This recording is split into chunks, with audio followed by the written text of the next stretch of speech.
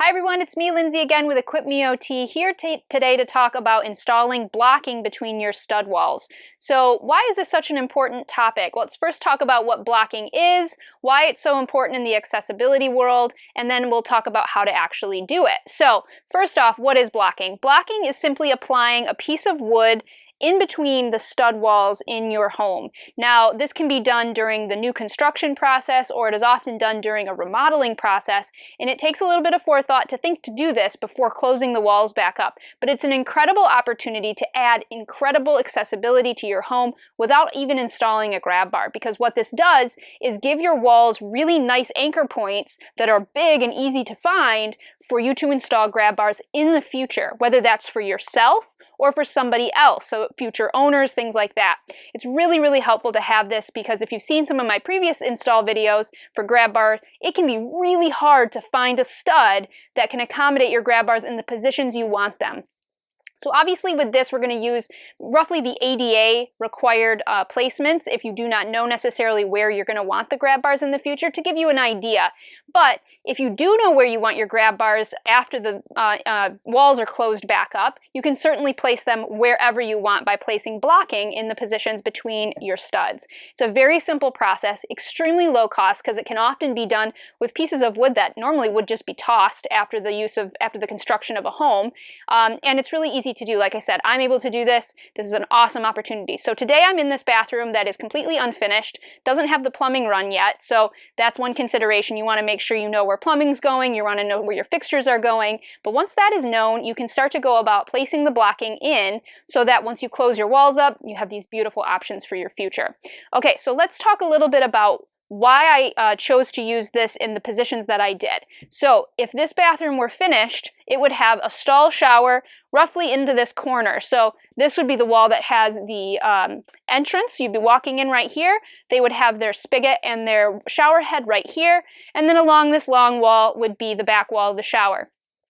ADA stipulates that you would want to place your grab bars vertically at the entrance of the shower and horizontally along this long wall. So this long wall is actually kind of interesting because you can see it's on 24-inch on center. So these studs are quite far apart, which when you have your wall open and can look at this would be incredibly hard to locate if you were trying to do this on a closed wall. So adding blocking to this wall would be extremely helpful for future owners or for the current owners if they ever needed to have grab bars installed.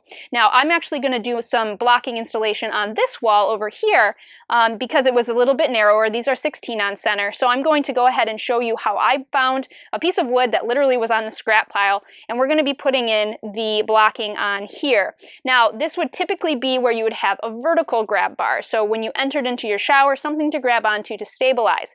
So stipulation would be that 60 inches is the maximum height on that grab bar for the top end, and then around 36 inches for the bottom end. So what I'm going to do is place, typically you'd want to put two pieces of blocking in, one on the low end of the spectrum and one on the high end of the spectrum. So I've already removed the insulation in this situation so that it's easy to see. And then what I did is I took my piece of wood and I measured it to fit the opening, and then we cut it to fit that position. Really easy. Again, this is a piece of 2x10. You can use 2x8 or even 2x6, but the wider you do, the easier it's going to be to locate it once you go to cover these walls back up. So I marked the wall at a 33-inch height for the bottom of this board, because that's going to give me an extra couple inches below and above to allow me to have maximum flexibility for the placement of the bottom of a grab bar, depending on what type I ever use. Now, also something I had to take into consideration is that our floor height here is not the height it would be once the shower is added. So we estimated a little bit, but again, because of the width of this board, we can give ourselves a ton of flexibility with where we place it. Okay, so I did mark this wall. We're simply going to slide this guy in here. You want the board to be flush with the outer wall of this, this framing board. So you're going to be drilling it in so that this edge is flush, as close as possible. You don't want it sticking out beyond, because then it will affect the ability to install your drywall later. So we don't want that to happen. Okay, so let's see here. I've got my drill and I've got my screws. I pre-drilled some holes to make this process a little easier since I'm doing it by myself roughly.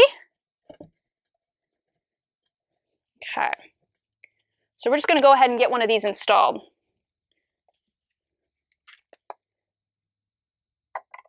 Nice long screw. I like the star head because it's so much easier to deal with. Put your glasses on because we want to be extra safe. Here we go. Okay, so let's go ahead and get these guys in.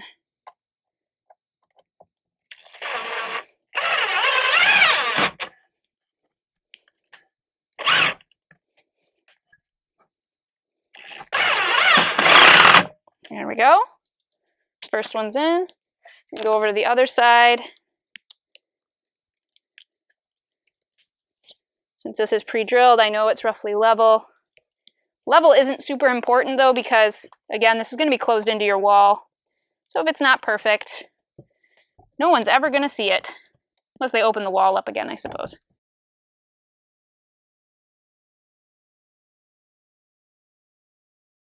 Okay, so now that we've got this all in, screwed all 4 points, because this one isn't butted up against a wall, you can do an angled screw if you need to, if you're right up against a wall. This one was between them, so it was really easy.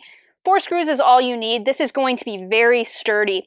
Now, this is significantly sturdier than what most people end up doing in this situation, which is having to use some sort of drywall anchor or thing like that. This is going to give you all the stability you need to install any kind of grab bar that would make this shower as safe as humanly possible. But the beauty is, if you never install a grab bar ever, it's okay too. These will just hide behind your wall. Okay, so one last step that's very important here. Before you close up your wall, take detailed pictures that include the measurements of the exact location of these pieces of wood. If you don't note where the blocking is, it's really hard to find it again once you've closed things back up. So I recommend having your cell phone, taking a couple of photos, and then within that, marking off exactly the heights, the bottom, the top, where it is from the corner of the wall. All of that information will make everyone's lives a lot easier when they go to install grab bars later in the future. So there you have it, how to block a shower for maximum accessibility. Very easy, very simple, very low cost, and makes a huge difference. So consider doing it in your next remodel or new construction build. So if you have any questions or comments, leave them down below. Hopefully you got some value out of this video, and if you did, consider giving me a thumbs up.